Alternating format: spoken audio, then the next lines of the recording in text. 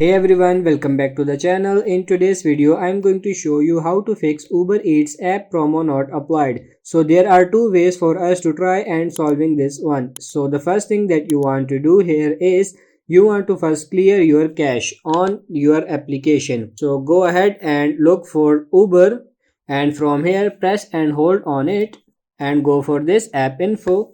Now from here just click on this clear data and then but in here sometimes it's going to give you an option to clear your cache, so you don't want to immediately clear all your data here.